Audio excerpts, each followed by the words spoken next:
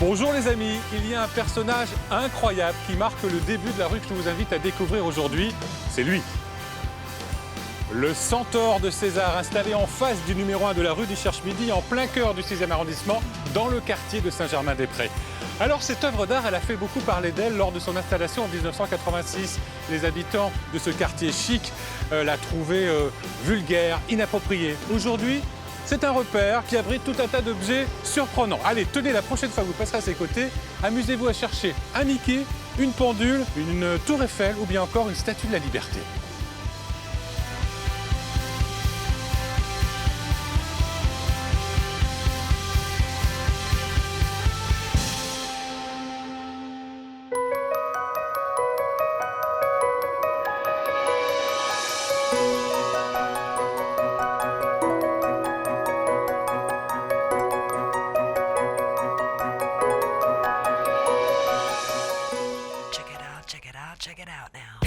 Au sommaire de ce nouveau numéro de Paname, Yvan va apprendre à décorer un incroyable gâteau licorne avec Audrey. Ce qu'on va faire, c'est qu'on va complètement le recouvrir de crème. Ah bah oui, ça manquait. Il n'y en a jamais assez. Il va vouloir redevenir étudiant aux ateliers de Sèvres. C'est prépa bronzage aussi. Juste avant les concours, voilà, exactement. Il ne va pas chercher midi à 14h avec Frédéric. Dire chercher midi à 14h, c'est chercher des embrouilles, chercher quelque chose que l'on ne trouvera jamais. Mais va pouvoir enquêter sur ses origines avec Jacques Régis. En tout cas, je peux vous confirmer, j'ai jamais hérité de Robert Allouin. Lui, il avait peut-être pas beaucoup d'héritage non plus. En attendant, c'est avec Lison qui vend un rendez-vous. Au 20 rue Maillet pour découvrir un sublime métier d'art, la marqueterie de paille.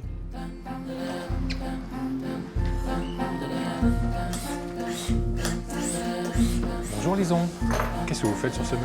Eh bien, vous voyez, il est poisseux, sale, plein de taches, donc je vais entièrement le décaper. Je vous ai entendu gratter.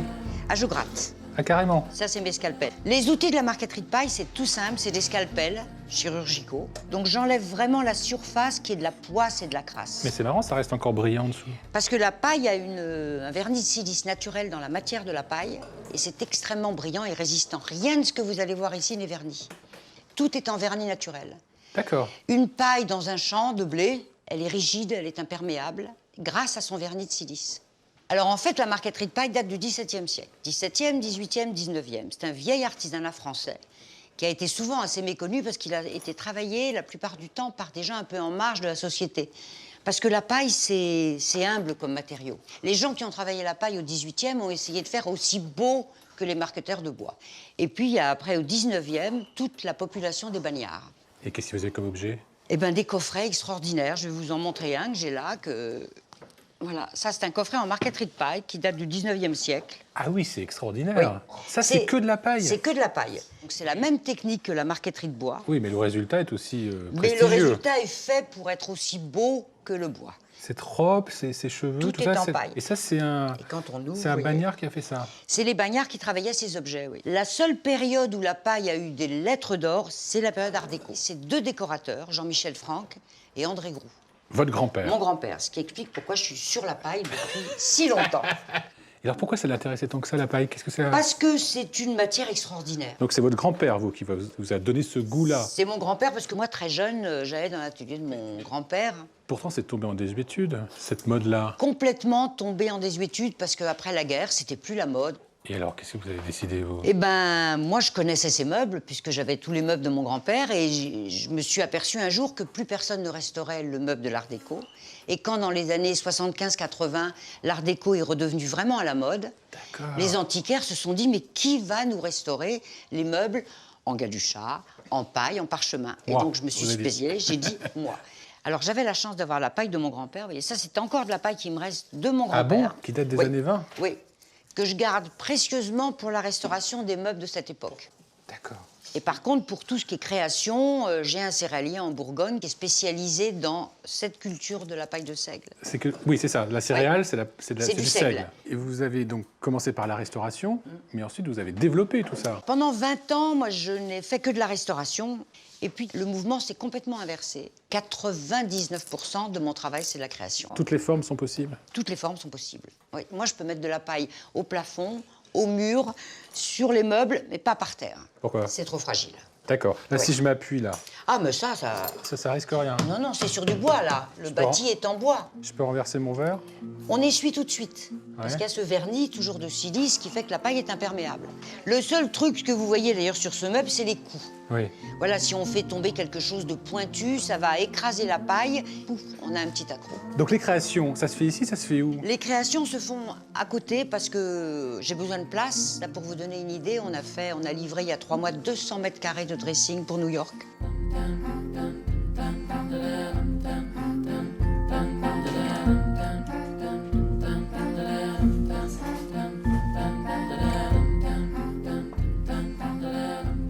Voilà la matière première. C'est Voilà ça. une botte de paille. Botte de paille. Oui, enfin, Donc, elle est très chic, celle-ci. Hein. Elle est très chic, elle est très belle, voilà. Mais vous voyez comme elle est longue, hein. Il n'y a pas de nœud. Donc ça a été coupé entre les nœuds. D'accord. Et donc ensuite, la paille ronde, on l'ouvre Comme ça avec l'ongle. avec l'ongle. Et ensuite, avec un outil qu'on appelle une langue de chat, on va l'aplatir. Et une fois qu'on a cette paille-là, D'accord. Là, il y a vraiment deux sens. Hein. Il y a il y a l'intérieur. un sens qui est poreux qui va nous servir pour mettre la colle, ce qui tombe très bien. Ça tombe bien. Et un sens brillant qui va être à l'extérieur. Et alors Et après, donc, après, voilà, Après c'est collé. Là, on est en train de faire un soleil. Justement, on trie pas les plus clairs, les plus foncés. On pose notre paille. et après, c'est vraiment la lumière C'est qui fait que ça vraiment change. la lumière qui va bouger sur la paille. Ça, c'est la magie. C'est la magie de la paille. Donc c'est vous qui avez remis la paille au goût du jour Ouais. et c'est vous qui donnez le ton maintenant. Ben, j'essaye, oui, de proposer le maximum de choses. Et c'est vous qui transmettez. Ah oui, Parce qu'il n'y a que des jeunes là. ah, il n'y a que des jeunes. Et vous les formez sur place ou ils sont Ben, ils déjà sont hyper formés compétents au fouet, oui, oui. Ça a l'air. Ça Oui, a oui. l'air terrible. Non, non, ils sont formés ici, oui.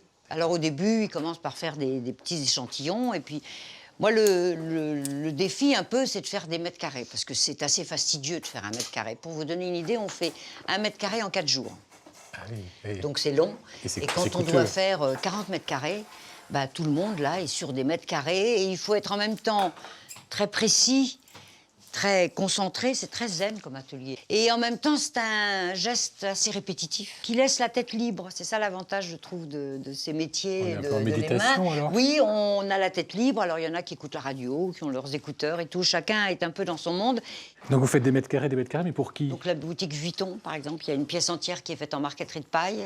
J'ai travaillé aussi pour Guerlain, pour Van Cleef et Arpels. Quand on va installer nos murs aux États-Unis, les gens sont là. Non, mais c'est pas possible, vous avez pas collé.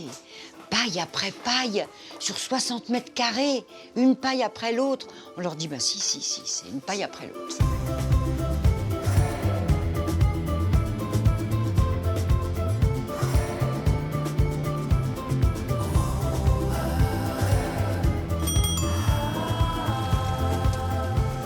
La rue du Cherche-Midi a toujours abrité des célébrités. Une d'elles a fait beaucoup parler d'elle ces derniers temps. Il s'agit de notre GG national, de Gérard Depardieu, qui possède 7 hôtels particuliers. Alors celui que l'on surnomme le Père Noël dans le quartier s'est beaucoup investi dans la rue. Il a possédé jusqu'à 3 commerces, une poissonnerie et 2 restaurants. Alors aujourd'hui, tout est en vente, alors à votre bon cœur.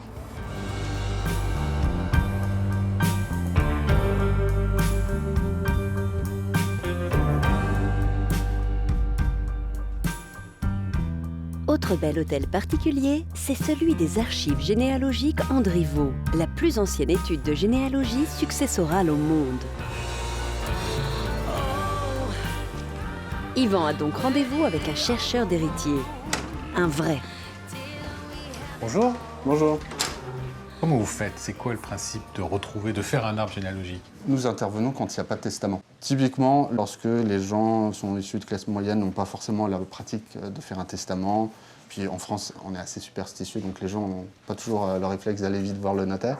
Eh bien, on part d'un dessin qu'on va placer plutôt dans le bas du tableau et on va donc étaler les différentes générations sur ce papier musique et on va retrouver les cousins. Donc plus les familles sont nombreuses, plus le papier à musique est étendu jusqu'à ce qu'on retrouve des héritiers vivants. Il y a combien de mètres de papier à musique là? Bon, on en a des bien plus épais. C'est vrai? Ouais. Et il se trouve que dans ce dossier, l'héritière qu'on avait retrouvée est décédée en cours de route, ce qui fait que sa propre part va revenir à ses propres héritiers. Ouais. Donc Et là, c'est on savait qui c'était ou il a fallu rechercher? Eh ben à non, il nouveau a fallu rechercher. C'est pas vrai. Ouais.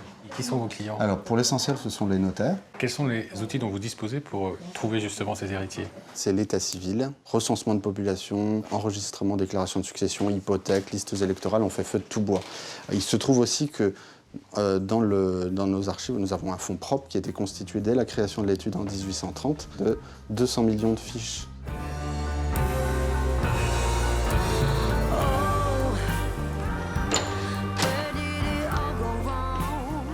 Waouh! Vous avez plein de séries qui concernent les Parisiens, les gens issus des provinces.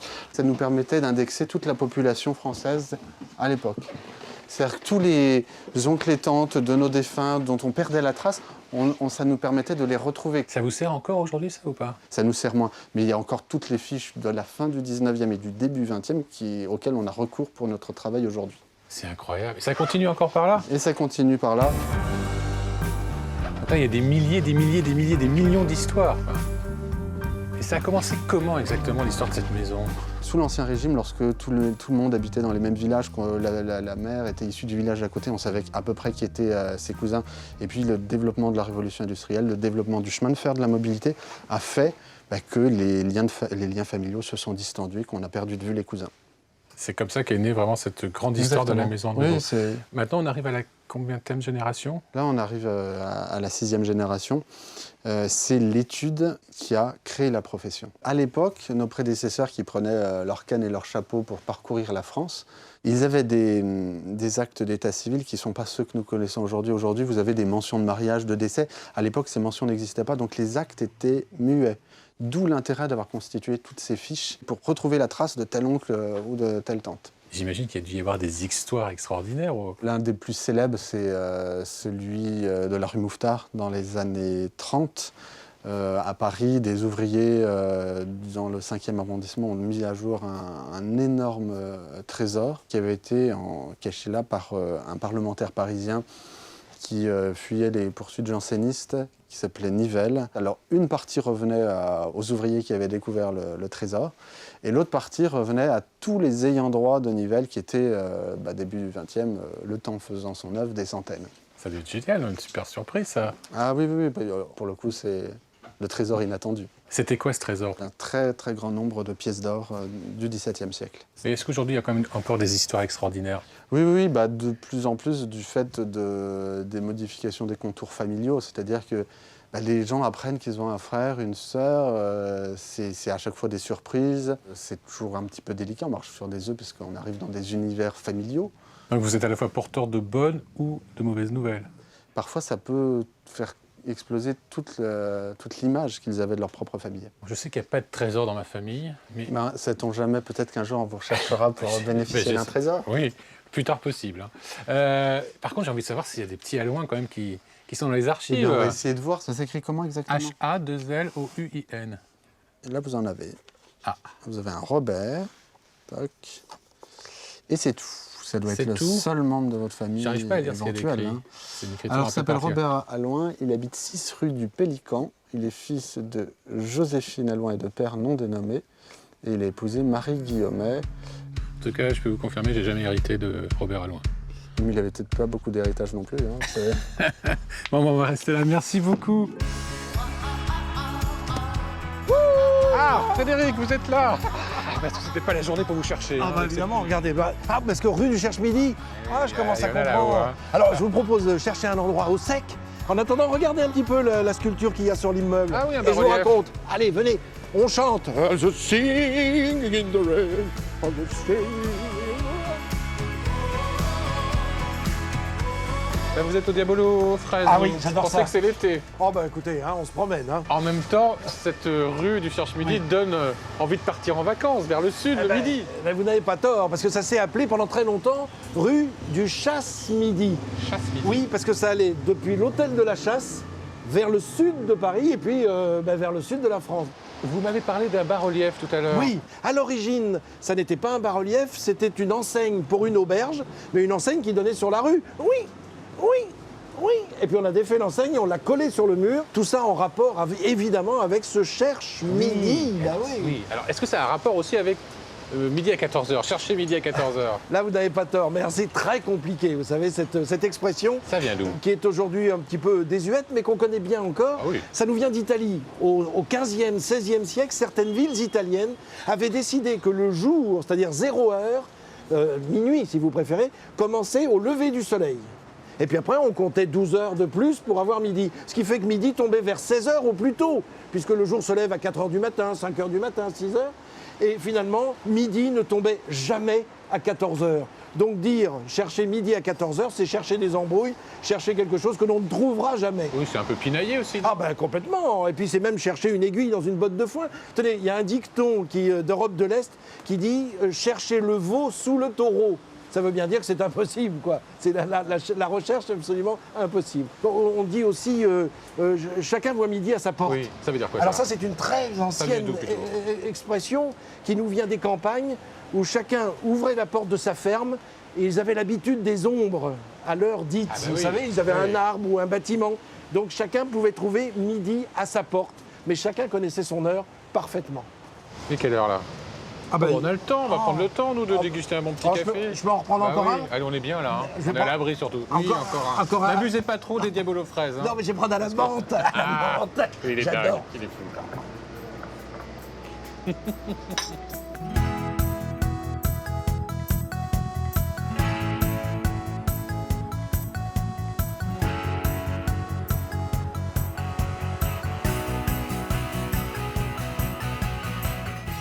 Dans cette belle rue du Cherche-Midi, il ne faut pas hésiter à pousser les portes pour découvrir ce qui se cache dans ces belles arrière-cours. Dans l'une d'elles, c'est un ballet d'étudiants, assez privilégiés, qui se préparent au concours des grandes écoles d'art. Les conditions sont idéales pour créer.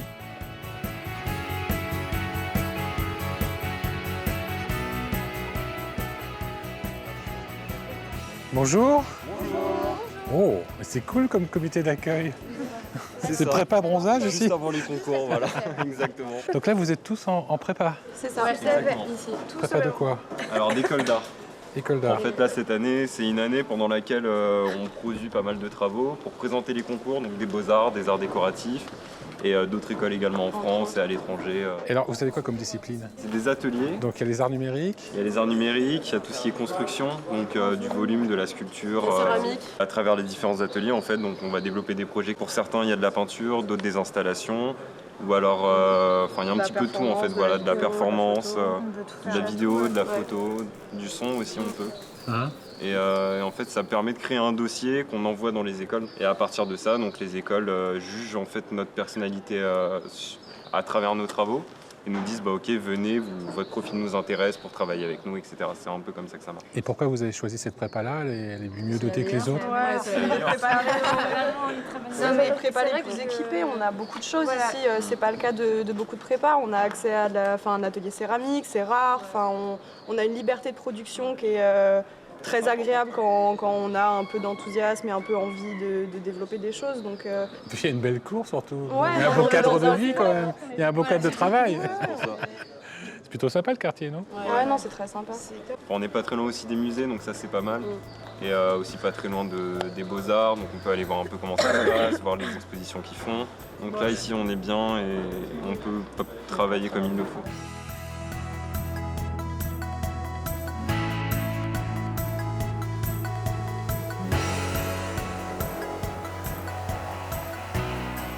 Ça, c'est ce que tu vas présenter aux écoles. Oui, je fais des vases en céramique. J'ai fait un premier jet, on va dire, qui travaillait autour de l'empreinte et de la prise avec la céramique. Donc c'était des petits éléments qui n'avaient aucune fonction. Et après, j'ai essayé de les faire évoluer en leur donnant justement une fonction. Donc là, c'est d'être des réceptacles pour des compositions florales, puisque ça s'accroche et ça va avec mon travail. Je travaille pas mal sur l'idée de rituel, sur l'objet, la place de l'objet dans nos intérieurs, ce qu'il raconte de notre identité. C'est un peu abstrait peut-être. je Oui, sais mais pas. il faut voir le résultat. Oui, oui, faut Et voir ça, le le résultat, tu vas le résultat, tout à présenter aux écoles. Ouais.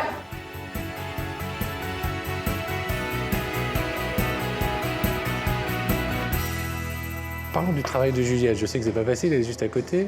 Et donc là, tu lui donnes quoi comme conseil, toi, par exemple? De suivre son instinct. Émile, quand on est prof, comment on apprend à des élèves à devenir artistes? Alors, on va pas mal leur donner des références artistiques. On va leur parler de nos expériences d'anciens étudiants, nos expériences aussi d'artistes, car la plupart des profs sont artistes. Et donc, du coup, on leur conseille des galeries, des expos à voir, le prochain vernissage. De se nourrir. C'est surtout de la curiosité et c'est faire une boulimie culturelle, quoi. Ici, c'est totale liberté, on fait ce qu'on veut? On peut faire ce qu'on veut. Après, il y a toujours certaines limites. Mais s'il y a les bons arguments, tout est possible. On ne va pas censurer ou interdire quelque chose à un étudiant. Bon, j'avoue, si j'avais eu quelques années de moins, j'aurais adoré faire cette école qui prépare au concours des grandes écoles d'arts européennes. Alors, c'est pas donné, il faut compter plus de 9 000 € par étudiant et par an. Mais bon, le taux de réussite est très impressionnant. Et maintenant, une autre institution du quartier, mais là, on va parler de cuisine. C'est l'école Ferrandi, la célèbre école française de gastronomie, qui a donné le ton. Alors le quartier tout entier a suivi le mouvement. Magasins d'ustensiles de cuisine, librairies culinaires, traiteurs, restaurants, la rue du Cherche-Midi concentre un florilège de bonnes adresses. Parmi elles, l'atelier des gâteaux. Et comme Yvan est un sacré gourmand, il a poussé la porte.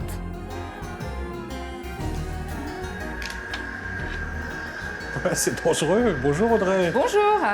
Moi, je suis intrigué par votre vitrine. C'est ça qui m'a fait rentrer chez vous. C'est coloré, hein. Elle est incroyable. Coloré. Ouais, c'est fait exprès. C'est Faut vrai attirer l'œil un petit peu du client. Puis c'est un univers que j'aime bien, j'avoue. C'est des gros gâteaux. Et ça vous vient d'où, cette volonté de faire ces gâteaux? Moi, ça vient de mon enfance. Les gâteaux, ça vient de mon enfance parce que j'avais une arrière-grand-mère qui adorait faire des gâteaux. Et comme j'adorais manger, ça m'a donné envie. Et vous êtes devenue pâtissière très rapidement? Non, j'ai dû faire des études avant. Voilà, De j'étais quoi? un peu obligée d'audit. J'étais dans la comptabilité. Ah, ça n'a rien à voir non plus. Rien du tout. Et alors, vous avez appris où à faire les gâteaux? J'ai appris à l'école Ferrandi. À côté. C'est ça. J'ai pas été très loin de la maison mère. À Paris, de la pâtisserie française, il y en a partout. Moi, j'ai envie de faire des choses un peu plus festives, un peu plus colorées, tout en restant dans les goûts français, parce qu'il faut pas oublier quand même qu'on a un peu la culture du goût en France. Ça veut dire quoi, rester dans les goûts français? On reste, c'est pas des recettes américaines que je vais faire. On diminue le sucre, parce que forcément, bah oui. Moins de matière grasse aussi? Non, le gras, j'aime bien. C'est vrai que ça rehausse de goût, le gras. Mais ouais, complètement. Mais Parce ça, on que sans l'apprend. gras, ça n'a pas de goût. C'est ça. Moi, c'est ce que je dis toujours aux gens qui viennent en atelier, c'est que le gras, c'est la vie. Mais l'inspiration, elle vient d'où? Et aujourd'hui, moi, je m'inspire tous les jours des réseaux sociaux. Hein. Ça, j'avoue que... Comment ça? Bah, aujourd'hui, sur les réseaux sociaux, les gens mettent des photos, beaucoup de photos, du monde entier. Et du coup, il y a cette espèce d'émulation entre tous les pays où les pâtissiers vont créer des nouvelles tendances, en fait. C'est obligatoire maintenant? Ouais, c'est devenu obligatoire. Franchement, je m'en suis pas rendu compte. Mais en 2-3 ans, c'est devenu complètement incontournable. Et alors là, j'ai vu en vitrine, il y a un gâteau... c'est la licorne, non? Oui. Ça marche du feu de Dieu. C'est la tendance. C'est apparu sur Instagram. Et en fait, d'un coup... les gens trouvent ça créatif et du coup ça s'est développé, c'est dans le monde entier. Hein. Mais là on a plus l'impression que ce qui compte c'est le décor plus que le goût. Mais c'est qu'une impression. C'est qu'une impression. C'est qu'une impression. Ils sont beaux et ils sont bons. Il faut qu'ils soient bons. D'accord. Ça c'est obligatoire. Et en plus on peut même apprendre à les faire. Oui. Ça, on fait des ateliers ici. Ouais. Ce qu'on va faire là, on a un moelleux au chocolat. Ah, c'est pas une génoise? Ah non, moi je préfère les moelleux au chocolat parce qu'il faut pas que ce soit trop sec quand même. Comme on a dit, il faut que ce soit beau et bon. On va mettre de la crème à l'intérieur déjà. Ah. Voilà, pour coller les deux parties ensemble. Ça, c'est de la crème au beurre? C'est de la crème au beurre. En fait, c'est du beurre monté avec du sucre. Là, je l'ai aromatisé à la vanille. C'est obligatoire maintenant d'avoir des ateliers quand on est pâtissière? Non, pas forcément, mais moi, j'adore le partage. J'adore parler gâteaux. Et donc, tu livres tes secrets? Oui, tous. C'est vrai? Sincèrement. Ouais, je cache rien, moi, je sais pas. Ah bon? Ouais, je suis une mauvaise menteuse de toute façon, donc... Ouais. Là, c'est parfait. Hop. On appuie? Non. On va appuyer un petit peu, en essayant de bien le centrer. Ça l'a débordé. C'est pas grave, parce qu'en fait, ce qu'on va faire, Oui, c'est qu'on va complètement le recouvrir de crème. Ah bah oui, ça manquait. Il y en a jamais assez. Il y en a jamais assez. Bon, mais oh là. Ça, je peux? C'est fait pour. Ah oui. Ah oui, c'est vrai, elle n'est pas trop sucrée, hein? Non, ça va. On termine. Alors maintenant, on va commencer à le décorer. La première chose, Ouais. la corne. Ah bah oui, c'est une licorne. Forcément. La corne, avant de la mettre, on va la faire briller un peu, on va la dorer. Belle technique. Ça se mange aussi? Ça se mange, ouais. Bon, aujourd'hui, on fait de tout, hein. Pour la décoration, on trouve vraiment de tout. Il y a la partie la plus importante, c'est la crinière. C'est vraiment ce qui va faire l'effet festif. Ouais. de la Et là, licorne. c'est à la poche. C'est à la poche.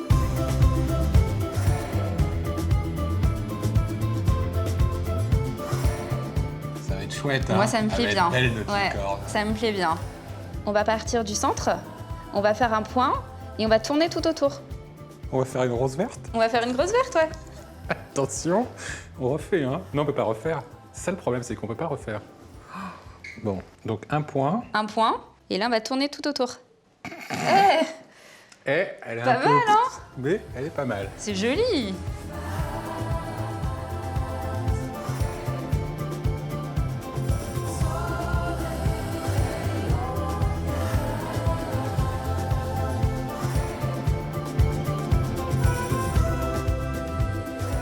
Les amis, il ne faut pas hésiter à venir voir ou revoir cette émission sur france3.fr. Vous pouvez aussi venir me parler sur les réseaux sociaux, sur Facebook. On se retrouve la semaine prochaine pour un nouveau numéro de Paname. Et ça, on ne garde que pour nous. Hein.